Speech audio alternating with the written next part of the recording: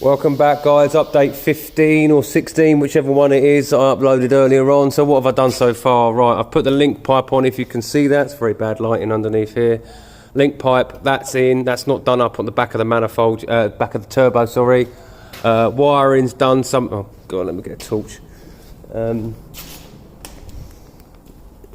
Wiring is done there. That's for the starter motor. Damaged part of the exhaust. I was trying to bash it in with a hammer because it was touching the starter motor, as you can see there. Right, don't worry, I can weld that, that's fine. I've got all the manifold in on up there, as you can see, all the bolts for it. Still waiting for a gasket for my Mocal oil cooler.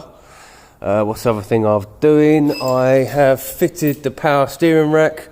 One of the hoses, that one there, if you can see, this one here was actually all floppy inside, so what I used was a diesel seal, cut it like a little notch into it and put it over the top of it, and then put the plate on top, and now it's nice and tight, because before it was flopping around everywhere. Oops, drop the torch.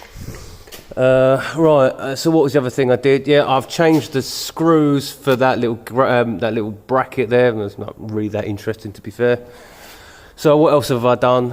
Well, I'm going to be rerouting the power lead, because the last time it was actually coming down over here, if I remember rightly, or somewhere around here, and it was actually touching the exhaust. So now it actually routes all the way through the subframe, all the way down. So yeah, that's much better. That's my reluctor ring that goes on the back of the crank pulley for when I actually go to an K6 Emerald. But at the moment I just want to get the thing running again.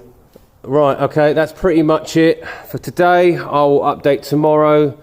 Happy Christmas again, everybody, and enjoy the film. If you enjoy the video, like, share and subscribe. Thanks a lot.